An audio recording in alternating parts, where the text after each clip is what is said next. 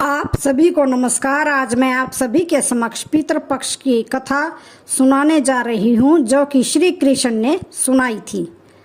कहा जाता है कि इस कथा को सुनने से समस्त प्रकार के पितृदोष समाप्त हो जाते हैं। इस कथा का ध्यान पूर्वक श्रवण करने मात्र से ही मनुष्य के कोटि कोटि के पाप नष्ट होते हैं और उसे अपार धन संपत्ति और सुख समृद्धि की प्राप्ति होती है। पितरों की कृपा से उसके सभी दुख दोष समाप्त हो जाते हैं और सुखी जीवन प्राप्त होता है। यह महान कथा भगवान श्री कृष्ण ने गरुड़ जी को सुनाई है। तो आइए सुनते हैं इस कथा को। एक समय की बात है, पक्षीराज गरुड़ अपने मन में जिज्ञासा लिए भगवान श्री कृष्ण के पास आते हैं और उन्हें प्रणाम करते हुए कहते हैं, हे प्रभु, पितृपक्ष में पितरों की पूजा करने से कौन सा फल मिलता है? पितृपक्ष के दौरान पितरों की शांति के लिए कौन से उपाय करने चाहिए? भगवान श्री कृष्ण कहते हैं, हे गरुड़, तुमने आज बहुत ही उत्तम प्रश्न किया है। तुम्हारे इस प्रश्न में समस्त मनुष्य जाति का कल्याण छिपा हुआ है। जो मनुष्य अपने पितरों को संतुष्ट करता है, उसके समस्त दोष और दुख समाप्त हो जाते हैं। पितरों की पूजा करने से मनुष्य को अपने पूर्वजों का आशीर्वाद प्राप्त होता है। इस विषय में एक अप्सरा और ऋषि की प्राचीन कथा कही जाती है। इस कथा को श्रवण करने से तुम्हें तुम्हारे सभी प्रश्नों के उत्तर मिल जाएंगे। इसलिए हे गरुड़, तुम इस कथा को ध्यान से सुनो। इस कथा को जो कोई भी सुनता है, उसके समस्त प्रकार के पितृदोष का नाश होता है। जो भी इस कथा को सुनता है और सुनाता है, उसके ऊपर पितरों की कृपा सदैव बनी रहती है। गरुड़ जी कहते हैं, हे प्रभु, आपके मुख से इस कथा को सुनने के लिए मैं बहुत ही उत्सुक हूँ। कृपया करके आप मुझे वह कथा सुनाइए। मैं इस कथा का प्रचार अवश्य करूंगा। फिर भगवान श्री कृष्ण जी गरुड़ जी को पितृपक्ष की कथा सुनाते हैं। इसलिए आप भी इस कथा को ध्यान पूर्वक पूरा जरूर सुनिए। इस कथा के श्रवण मात्र से मनुष्य के सभी पाप और दोष नष्ट होते हैं। उसे पितृदोष से मुक्ति मिलती है, सभी कर्ज उतर जाते हैं, धन संपत्ति की प्राप्ति होती है तथा सुंदर गुणवान पत्नी की प्राप्ति निश्चित होती है। संतानहीन को संतान प्रदान करने वाली यह कथा अत्यंत महान है। पितृपक्ष के दौरान इस कथा का श्रवण प्रत्येक मनुष्य को करना चाहिए। इसका श्रवण करने से पितृदेव प्रसन्न होते हैं और वरदान देते हैं। श्री कृष्ण कहते हैं, हे गरुड़, प्राचीन काल की बात है, एक राजा थे जो संसार के मोह माया को छोड़कर निर्भय होकर ब्रह्मचर्य का पालन करते हुए निरंकार भाव से पृथ्वी पर विचरण करने लगे। उन्होंने संसार की सभी खुशियों और भोगों का त्याग कर दिया था। उन्होंने घर में रहना भी छोड़ दिया था। वह एक बार ही भोजन करते थे और वन में भटकते रहते थे। उन्हें ऐसा वैराग्य धारण हुआ देखकर उनके समस्त पितृगण अत्यंत दुखी हो गए। अपने वंशज को इस प्रकार से वंश को नष्ट करता हुआ देखकर उन्हें भय सताने लगा। उन्होंने सोचा कि वह स्वयं चलकर अपने वंशज से मिलेंगे और उसे वैराग्य का त्याग करने के लिए कहेंगे। फिर एक दिन जब ऋषि ध्यान मगन होकर तपस्या कर रहे थे, उसी समय उनके समस्त पितृगण उसे स्थान पर प्रकट हुए। जब ऋषि ने अपनी आंखें खोली तो उन्होंने 4 दिव्य आत्माओं को अपने सामने खड़ा देखा। उन्हें देखकर वे आश्चर्यचकित हो गए और उन्हें प्रणाम करते हुए कहने लगे, हे महान आत्माओं, आप कौन हैं और किस कारण से आप मुझे दर्शन देने के लिए पधारे हैं? वे सभी दिव्य आत्माएं कहने लगी, हे वत्स, हम तुम्हारे पूर्वज हैं और हम तुम्हारे इस वैराग्य पूर्ण आचरण से बहुत ही दुखी हैं, इसलिए तुमसे मिलने के लिए आए हैं। ऋषि ने उन्हें नमस्कार करते हुए आदर पूर्वक पूछा, पितृगण, आप सभी के दर्शन करके मैं धन्य हो गया, किंतु आप मेरे आचरण से दुखी क्यों हैं? कृपया मुझे विस्तार से बताइए। मुझसे ऐसी कौन सी भूल हो गई है जो मेरे पूर्वज मुझे असंतुष्ट और दुखी हैं? तब वे सभी पितृगण कहने लगे, हे वत्स, तुमने किस कारण से विवाह नहीं किया? विवाह स्वर्ग और मोक्ष प्राप्ति का उत्तम मार्ग है। गृहस्थ आश्रम के बिना मनुष्य को शाश्वत बंधन होता है। गृहस्थ में रहकर मनुष्य देवताओं, पितरों, ऋषियों और याचकों की पूजा करके उत्तम लोकों को प्राप्त करता है। वह देवताओं को स्वाहा और पितरों को श्राद्ध शब्द के उच्चारण से तथा द्वार पर आए अतिथियों और याचकों को दान देकर संतुष्ट करता है। विवाह न करके, संतान को उत्पन्न न करके तुम देवरान तथा पितृजनों के ऋण से मुक्त नहीं हो पाओगे। संसार में रहने वाले मनुष्य, ऋषि तथा अन्य प्राणियों के लिए भी तुम प्रतिदिन ऋणी हो रहे हो। संतान की उत्पत्ति के बिना तुम स्वर्ग को कैसे प्राप्त कर सकोगे? देव पूजा, पितृ तर्पण तथा संन्यास ग्रहण किए बगैर तुम्हें स्वर्ग की प्राप्ति नहीं होगी। सभी पितृ कहते हैं, हे पुत्र, यदि तुमने विवाह नहीं किया तो यह अन्याय केवल तुम्हें कष्ट ही देगा। ऐसा करने के बाद तुम्हें नरक की प्राप्ति होगी और अगले जन्म में भी कष्ट भोगोगे। फिर ऋषि ने अपने पितरों से कहा, हे पितरों, जीवन में विवाह करना अत्यंत दुखदायक है। इससे पाप का संग्रह होता है और अंत काल में यह अधोगति प्रदान करता है। इसी विचार से मैंने स्त्री के साथ विवाह नहीं किया है। स्त्री संग परिग्रह करने से मुक्ति नहीं मिलती। जो व्यक्ति अविवाहित रहकर प्रतिदिन विद्या ग्रहण करता है और ज्ञान के अमृत से अपनी आत्मा को निर्मल करता है, वह मेरे लिए श्रेष्ठ है। विद्वानों ने अनेक प्रकार के सांसारिक कर्मों का वर्णन किया है, इसलिए मनुष्य को अपनी इंद्रियों पर संयम रखकर तत्व ज्ञान के जल से आत्मा को शुद्ध करना चाहिए। फिर पितरों ने कहा, इंद्रियों को वश में रखकर ज्ञान के द्वारा आत्मा को निर्मल करना चाहिए।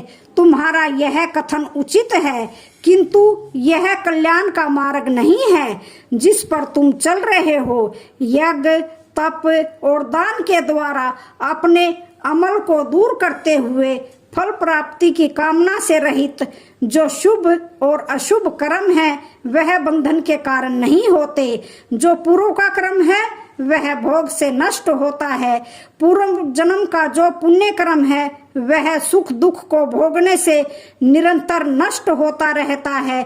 फिर ऋषि ने कहा, हे पितामह, वेदों में कर्म मार्ग के प्रतिपादक द्वारा विद्या और माया की पुष्टि की गई है, इसलिए आप मुझे विवाह करने के लिए क्यों प्रेरित कर रहे हो? विवाह करके मेरा अनिष्ट ही हो जाएगा।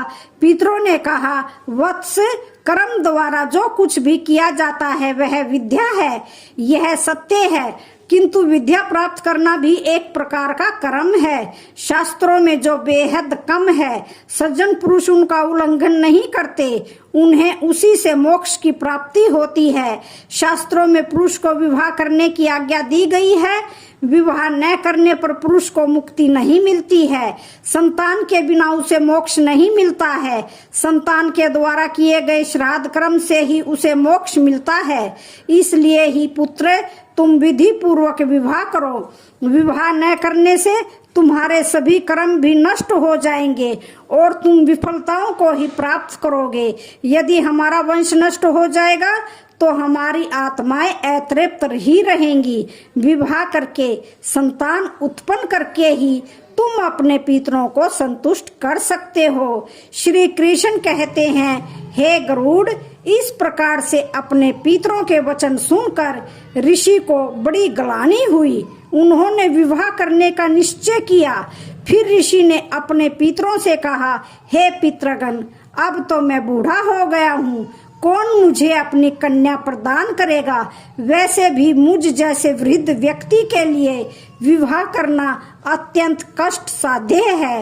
फिर पितरों ने कहा, वत्स, यदि तुम हमारे वचनों का पालन नहीं करोगे तो निश्चित ही हम सभी पितरों का पतन हो जाएगा और तुम्हारी अधोगति हो जाएगी। इतना कहकर सभी पितृगण अदृश्य हो गए। श्री कृष्ण जी कहते हैं, हे गरुड़, पितरों के द्वारा ऐसे वाक्य सुनकर ऋषि मन ही मन अत्यधिक व्याकुल हो उठे। अपने पितरों की मुक्ति के लिए विवाह करने का विचार करते हुए वे कन्या की खोज में पृथ्वी लोक पर विचरण करने लगे, किंतु उन्हें कहीं भी कन्या की प्राप्ति नहीं हो सकी। अपने पितरों के वचनों को बार बार मन में सुनते हुए चिंताग्रस्त होकर सोचने लगे, मैं क्या करूं, कहाँ जाऊं? मेरे पितृगणों को मुक्ति दिलाने के लिए कौन सी स्त्री मुझसे विवाह करेगी? इस प्रकार देर तक विचार करने के बाद ऋषि ने ब्रह्मदेव की तपस्या करना शुरू कर दिया। ऋषि ने 100 वर्षों तक एक वन में घोर तपस्या की। तत्पश्चात जगत पिता ब्रह्मा ने उन्हें दर्शन दिया और कहा, हे ऋषि, मैं तुम्हारी तपस्या से बहुत ही प्रसन्न हूँ। तुम्हारी जो भी अभिलाषा है उसे प्रकट करो, मैं अवश्य पूर्ण करूँगा। तब ऋषि ने ब्रह्मदेव को प्रणाम किया और कहा, हे परम पिता, मेरे पितरों ने मुझे संतान उत्पन्न करने के लिए कहा है, किंतु इस समय मुझे विवाह के लिए कोई कन्या दिखाई नहीं दे रही है, इसलिए कृपया आप मुझे कन्या प्रदान करें जिससे विवाह करके मैं संतान प्राप्त कर सकूं। इस पर ब्रह्मदेव ने कहा, हे विप्र, तुम संसार के प्रजापति हो जाओगे, तुम्हारे द्वारा प्रजा की सृष्टि होगी। तुम्हारे पितरों ने उचित ही कहा है कि तुम्हें स्त्री से विवाह करना चाहिए। इस अभिलाषा को मन में रखते हुए तुम्हें पितरों की पूजा करनी चाहिए। वह प्रसन्न होकर तुम्हारी इस कामना को पूर्ण करेंगे और तुम्हें उत्तम स्त्री की प्राप्ति होगी। इस प्रकार कहकर ब्रह्मदेव अंतर्ध्यान हो गए। ब्रह्मा जी के वचन सुनकर ऋषि ने पुनः अपने पितरों को प्रसन्न करने का निश्चय किया। फिर ऋषि नदी के तट पर पहुंचे और एकांत में उन्होंने अपने पितरों का तर्पण करके उन्हें संतुष्ट किया। तत्पश्चात एकाग्रचित होकर वे भक्ति पूर्वक अपने पितरों की स्तुति करने लगे। श्री कृष्ण जी कहते हैं, हे गरुड़, ऋषि ने अपने पितरों के लिए जो स्तुति की उसे प्रत्येक मनुष्य को ध्यान से सुनना चाहिए। यह स्तुति सब दुख दोषों को नष्ट करने वाली है। जो केवल एक बार इस स्तुति को सुनता है उसके अनेक पाप नष्ट हो जाते हैं और उसे पितरों का आशीर्वाद प्राप्त होता है। इसलिए तुम इस स्तुति को ध्यान से सुनो, तभी यह कथा सुनने का फल तुम्हें प्राप्त होगा। महात्मा ऋषि इस प्रकार स्तुति करने लगे, जो आदि देवता के रूप में विद्यमान रहते हैं और जो श्राद्ध के अवसर पर देवताओं से श्रद्धा द्वारा तृप्ति किए जाते हैं, उन सभी पितृगणों को मैं नमस्कार करता हूँ। स्वर्ग में अवस्थित महर्षिगण,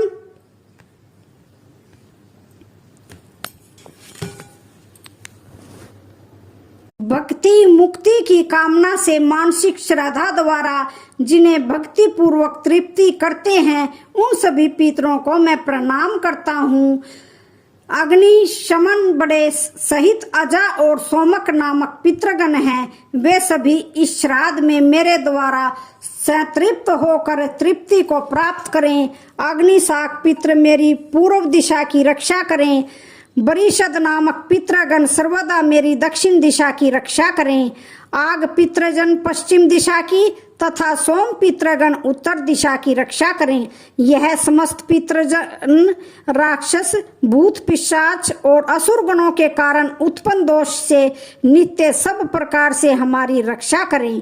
पितरों के 31 गण होते हैं, जिनसे यह संपूर्ण जगत पर व्याप्त है। यह सभी पितृजन इस श्राद्ध में मेरे द्वारा संतुष्ट हों। इस प्रकार ऋषि द्वारा स्तुति करने पर पितृ अत्यंत प्रसन्न हो गए और इस समय एक दिव्य तेज उत्पन्न हुआ जो आकाश मंडल में चारों ओर व्याप्त हुआ। संपूर्ण विश्व को अपने तेज से अच्छा अधिक करने वाली उस रोशनी को देखकर ऋषि अपने घुटने पर बैठकर फिर से पितरों की स्तुति करने लगे।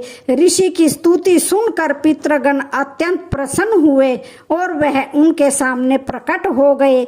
ऋषि ने पुष्प से उन्हें निवेदन किया था। वे सभी पितृ उन्हीं को धारण करके उनके सामने प्रकट हुए। ऋषि ने भक्ति पूर्वक हाथ जोड़कर अपने पितरों को प्रणाम किया और निवेदन किया।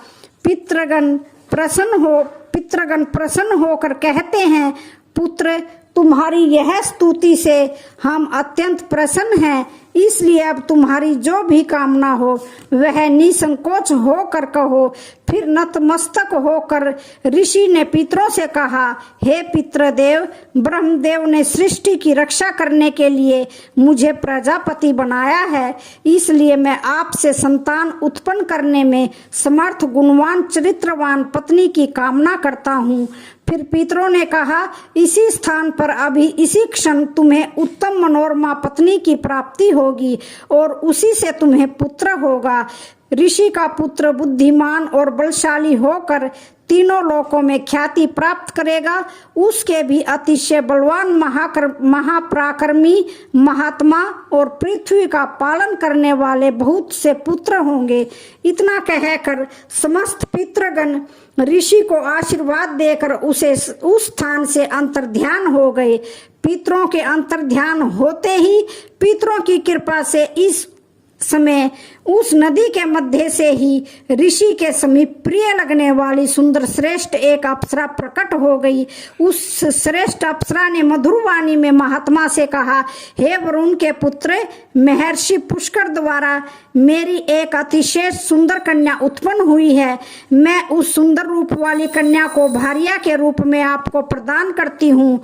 आप इससे विवाह करें। इस कन्या से आपको बुद्धिमान मनु नाम का एक पुत्र होगा। फिर प्रजापति ऋषि ने उसे अप्सरा कन्या से विवाह किया। श्री कृष्ण कहते हैं, हे गरुड़, इस प्रकार ऋषि ने अपने पितरों को प्रसन्न करके विवाह के लिए कन्या प्राप्त की और अपने वंश को आगे बढ़ाया।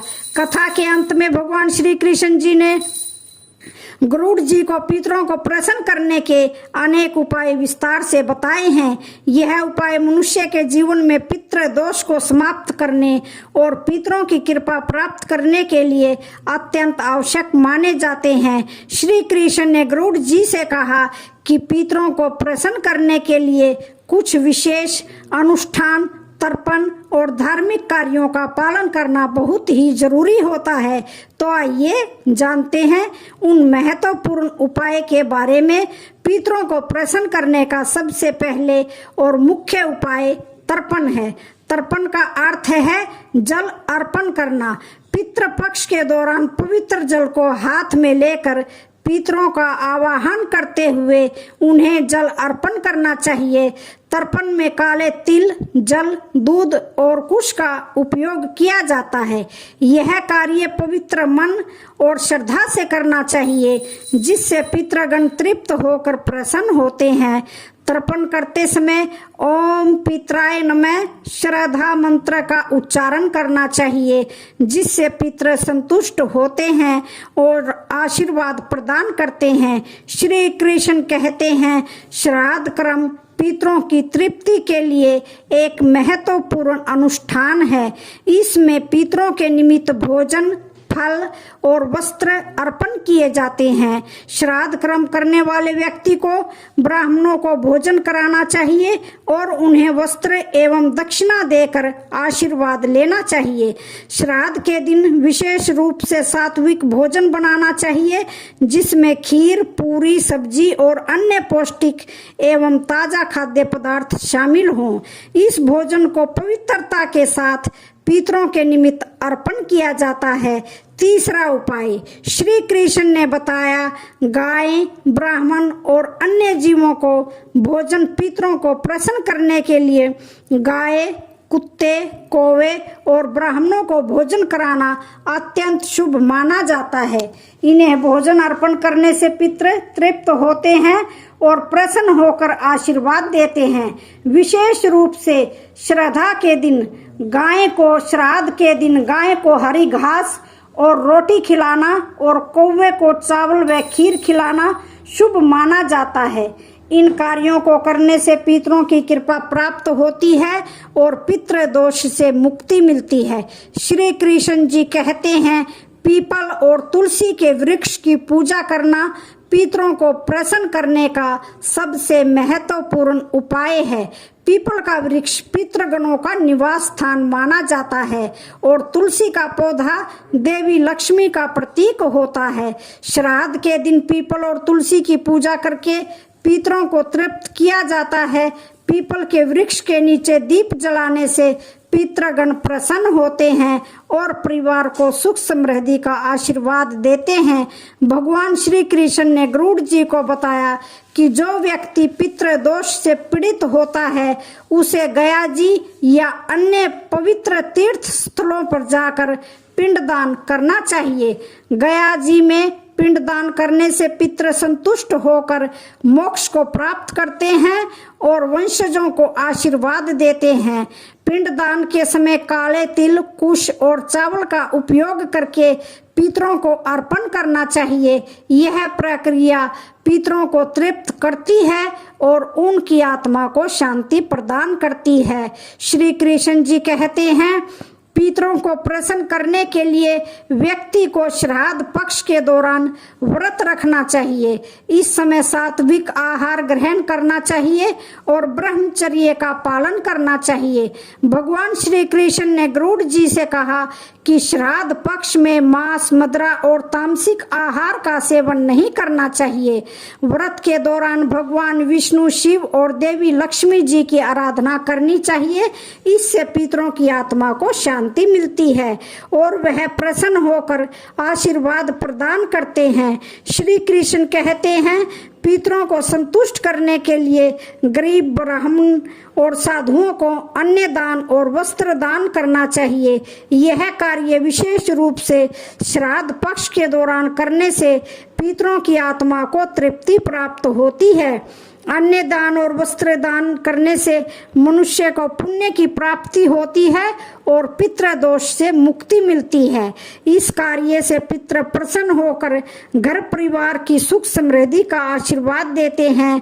भगवान श्री कृष्ण ने बताया कि पवित्र नदियां, विशेषकर गंगा में स्नान करके पितरों के निमित्त जल अर्पण करना अत्यंत शुभ माना गया है।